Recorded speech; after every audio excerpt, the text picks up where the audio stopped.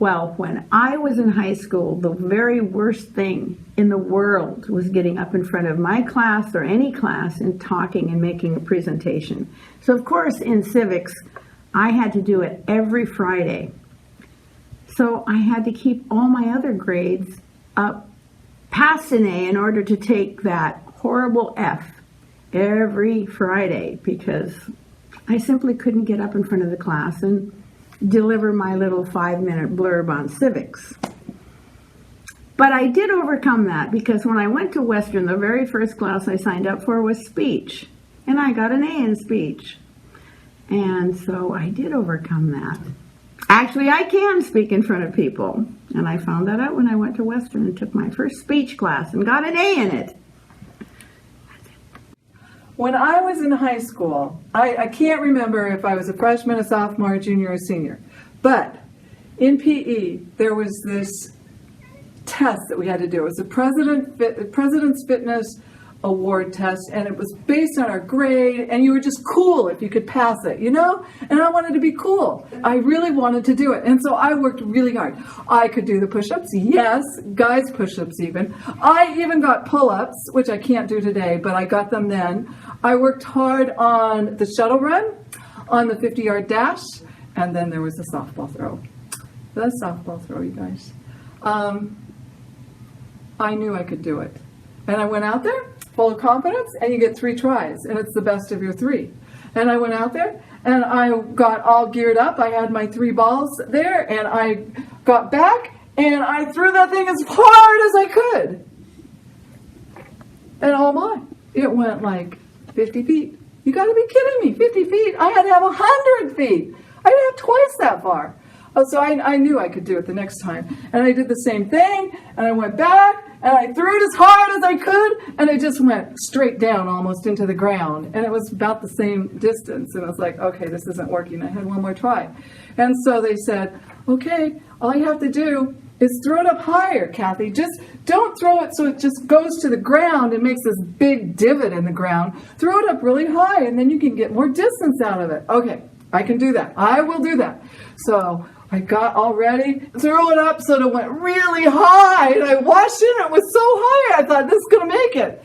And this was even less than the first one, because it went so much higher, and then it just plopped down in the ground. So that was like 30 feet. Oh no, what am I going to do? I'm like 50 feet short here. So I stayed after school, and I not only stayed after school on Monday, but it was Monday, Tuesday, Wednesday, Thursday, Friday, and I want to say for the whole month. And I had friends that were coaching me.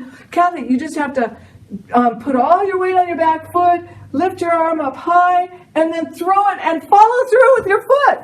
And I would do that. And I would do it again and again. And I can't tell you how many times. In fact, I didn't just put 3 balls out in front of me. I got a bucket, you know, those gallon-sized buckets in front of me, so that I didn't have to go chasing the ball every 3 times. And I just practiced, and I practiced, and I practiced. And you know what? Yes, it finally worked. I threw that softball 100 feet, and I got the Presidential Fitness Award. And I was so happy. And so were all my friends, and so was my teacher. And life was good. And actually, I can throw a softball 100 feet. Yes. So when I was a very young lad, I used to love to have people read to me.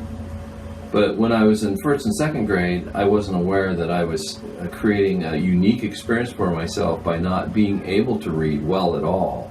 I always had trouble spelling, but I never recognized I couldn't read until I was probably in the 3rd or 4th grade. Had a really favorite teacher that took me aside, I think my 4th grade year in school, and said, he actually took me to the back of the room where no one could hear us talk, and said, Tom, I'm going to give you a D in reading because you're just not reading as well as you should. And at that time, I don't remember ever being upset about it, because it didn't matter to me what grades were about. I just, I enjoyed school. I just couldn't read.